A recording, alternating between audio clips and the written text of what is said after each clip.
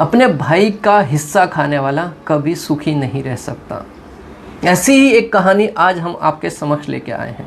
एक समय की बात, दो भाई थे, दोनों में बहुत प्रेम था। उनके पिता के जाने के बाद दोनों भाइयों ने विचार किया कि जो पिता की संपत्ति है उसका हम बंटवारा कर लेते हैं।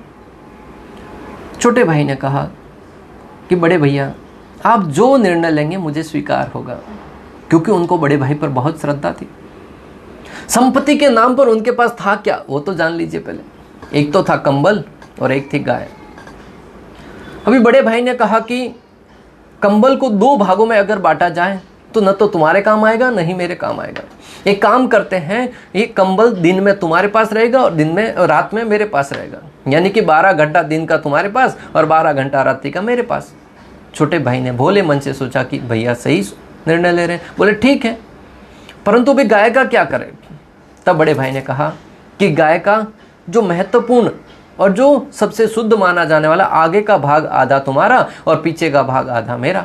आगे के भाग की सेवा, घास खिलाना हो वो सब तुम करोगे, पीछे से जो भी उनका गोबर वगैरह निकलेगा उसका साफ सफाई करना मेरा कर्तव्य। तब छोटे भाई ने कहा ठीक है, जैसा आप कहें। दूसरे दिन प्रातःकाल कंबल अपने साथ लेकर, गाय को खाने को तो चाहिए, गाय चराने के लिए छोटा भाई निकल गया, क्योंकि आगे का हिस्सा उसके हिस्से में आया था। पूरे दिन गाय को चराकर थका हारा रात्रि को घर लौटता है। तब बड़े भाई कहता है कि लाइए कंबल दे दीजिए। पूरा दिन कंबल को संभाल कर चला। रात्रि में ठंडी के समय बड़े भाई ने बड़ी ही सरलता से उस कंबल को अपने पास ले लिया और रात्रि को सो गया उस कंबल को ओढ़कर। और उससे पहले गाय पूरे दिन घास खाकर आई थी और रात्रि में दूध निकालते समय पीछे का हिस्सा, आधा भाग है वो बड़े भाई के हिस्से में था। उसने दूध निकालकर अकेले ही पीकर बड़ी ही आराम से सो गया। छोटे भाई को एक तो ठंडी लग रही है और एक नींद भूख के मारे नहीं आ रही है, कुछ खाया नहीं। ऐसा कुछ दिनों तक चलता रहा।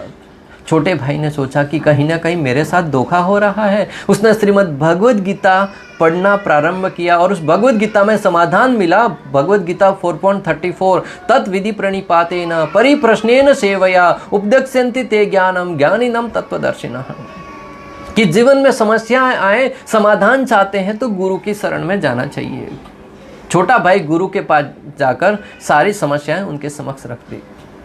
तब उनके गुरु ने कहा कि एक काम कीजिए, ये जो कंबल दिन में आपके पास देते हैं, आप एक काम कीजिए, उस कंबल को दिन में भिगो कर रख दीजिए और जब गाय को दूध निकालने जाता है तुम्हारा बड़ा भाई, तब गाय के सामने लाठी लेकर खड़े हो जाओ। छोटे भाई ने गुरु के कहे अनुसार ठीक वैसा ही किया।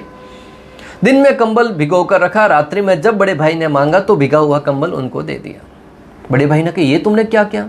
छोटे भाई ने कहा मेरे समय में मैं कंबल के साथ कुछ भी करूं, आप उसको ओढ़ते हैं, समेट कर रखते हैं, क्या करते हैं, मैंने कभी आपसे पूछा। मैं कुछ भी करूं उसमें आपको आपत्ति नहीं होनी चाहिए।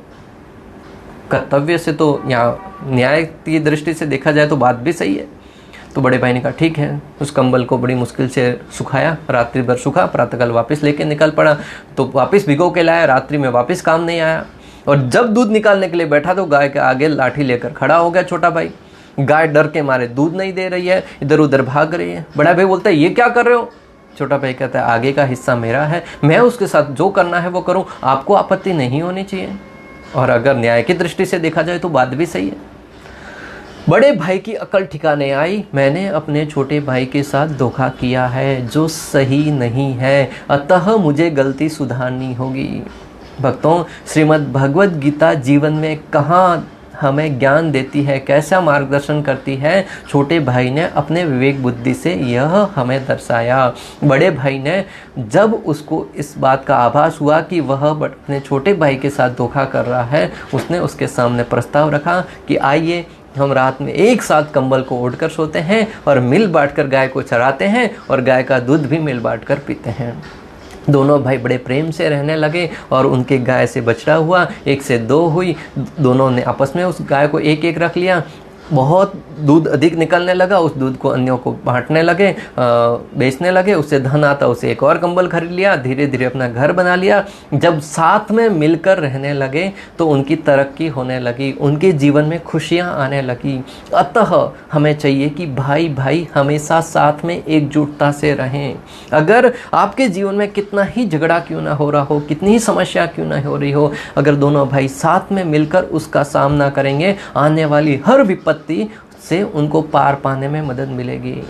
आप देखेंगे, इतिहास उठाकर देख लो, जहाँ जहाँ भाई साथ में रहे हैं, भले वो रामायण में हो, भले वो महाभारत में हो, वहाँ वहाँ दोनों भाइयों ने या सारे भाइयों ने मिलकर सामने वाले शत्रु का बड़ी ही शक्ति के साथ सामना किया और अपनी विजय की पताका को फहराया है।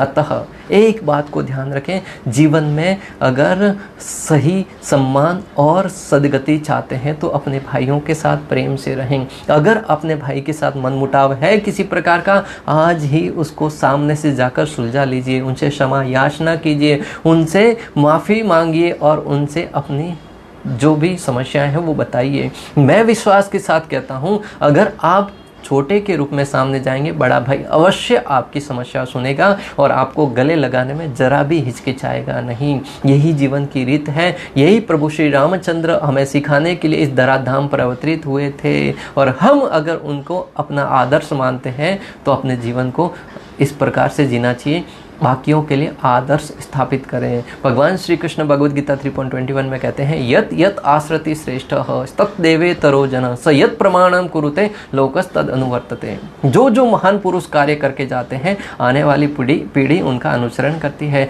जो भगवान श्री रामचंद्र ने आदर्श स्थापित किया, आज आप और हम उसका पालन कर रहे हैं। इसलिए हमें भी इस प्रकार का आदर्श स्थापित करना है कि आने वाली पीढ़ी हमारा अनुसरण कर सके। हरे कृष्ण।